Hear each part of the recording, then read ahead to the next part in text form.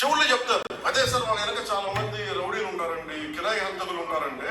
మీకు కరెక్ట్ గా యోగి ఆదిత్యనాథ్ లాంటి ట్రీట్మెంట్ కనుక ఒక్కొక్కడికి ఇస్తే,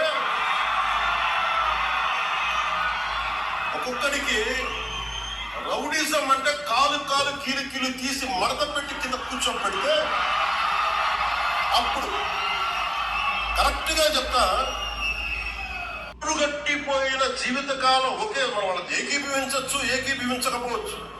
నక్సలైట్స్ తోటి, వామపక్ష తీవ్రవాదులతో మనం ఏకీభవించవచ్చు, ఏకీభవించకపోవచ్చు.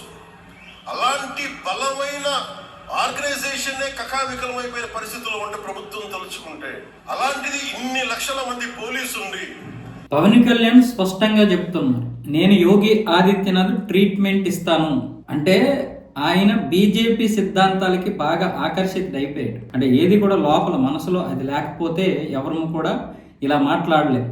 ఈరోజు ఆంధ్రప్రదేశ్లో ఉన్నటువంటి జనసేన రేపు హిందూ సిద్ధాంతాలతో మాత్రమే పార్టీని నడపగలుగుతుంది, అందులో ఎటువంటి సందేహము లేదు. ఎందుకంటే ఒక మనిషి ఎంత అంటే కేవలం అధికారం కోసం మాత్రమే కాదు, ఆ లోపల ఉన్నటువంటి విషయాలు అంటే పుస్తకాలు చదివే అలవాటు ఉంది కదా, ఆయన చెప్పిన పుస్తకాలు కాకపోయినా ఎన్నో కొన్ని పుస్తకాలు చదివి ఉంటాడు. ఆయనకి నిజానిజాలు ఏంటో తెలుసు, చరిత్ర తెలుసు. మనం చరిత్రలో ఏదైనా సరే ఒక స్వాతంత్రం గురించి కావచ్చు, లేకపోతే మన దేశం గురించి కావచ్చు, మీరు చరిత్ర 1000 సంవత్సరాల క్రితం నుంచి తెలుసుకోండి, ఖచ్చితంగా మీకు అసలు నిజమేంటో తెలిసిపోతుంది. ఖచ్చితంగా మీ భావజాలం మారిపోద్ది, మీ సిద్ధాంతాలు మారిపోతాయి. ఒకవేళ వామపక్షవాదులు ఉన్నటువంటి వారైనా సరే అసలైన చరిత్ర చదవాలి. వామపక్షవాదులు వచ్చిన తర్వాత అంటే కమ్యూనిస్టులు మార్చేసినటువంటి చరిత్రను కాదు, మన చరిత్రని మన సంస్కృతిని వామపక్షాలు చాలా మార్చారు. బ్రిటిష్ వాడి కంటే భయంకరంగా మార్చారు వీళ్ళు. అందుకే పవన్ కళ్యాణ్ ఎన్నో నిజమైన పుస్తకాలు చదవడం వల్ల ఆ భావజాలం అనేది ఉంటుంది. నేనైనా సరే పుస్తకాలు చదివిన తర్వాతనే నాకు అసలు నిజాలు తెలిసాయి.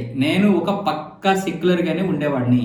పక్కా సెక్యులర్ గానే ఉండేటటువంటి వారు సినిమాలు చూసినంత మాత్రాన మారరు, సమాజంలో చూసినంత మాత్రం మారరు. అంటే చరిత్రలో ఉన్నటువంటి పుస్తకాలు చదివాను, అలాగే ఇప్పుడు జరుగుతున్నటువంటి పరిణామాలకి అప్పుడు పుస్తకాలలో ఉన్నటువంటి చరిత్రకి సరిగ్గా మ్యాచ్ అవుతుంది. అందుకు నాకు కూడా ఆ భావజాలం అనేది మెల్లిమెల్లిగా గత 3 సంవత్సరాలుగానే నా మనసు అంతా మారిపోయింది. అంటే అంతకుముందు ఉంది, చిన్నప్పటి నుంచి నేను దేవాలయాలకు వెళ్ళడం, గుళ్ళకి వెళ్ళడం ఇవన్నీ చేస్తున్నాను.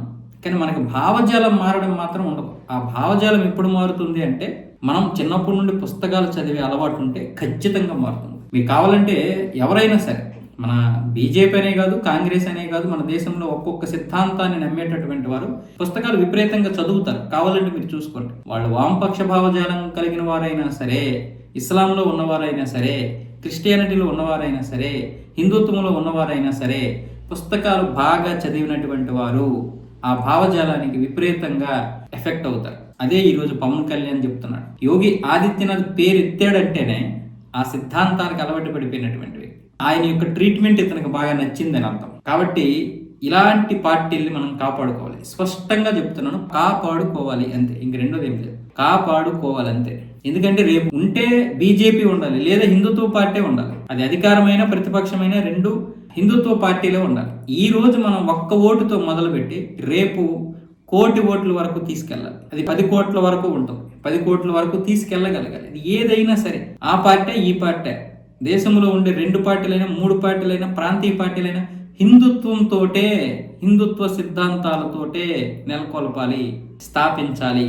రాజశేఖర రెడ్డి లాగా చాప కింద నీరులాగా క్రిస్టియానిటీని విపరీతంగా పెంచే విధంగా జగన్మోహన్ రెడ్డి లాగా ఈ క్రిస్టియానిటీని విపరీతంగా పెంచి పోషించారు. నేను పెంచి పోషించడం తప్పులేదు, కానీ ప్రభుత్వ అధికార బలంతో పెంచి పోషించారు. రాజశేఖర రెడ్డి గనక బతికుంటే 2009లో ఆయన ఖచ్చితంగా 2014 లోపు ఆయన పరిపాలన అయ్యే లోపు ఖచ్చితంగా తిరుమల తిరుపతిలో ఖచ్చితంగా చర్చి కట్టేవాడు ఆ కొండల మీద.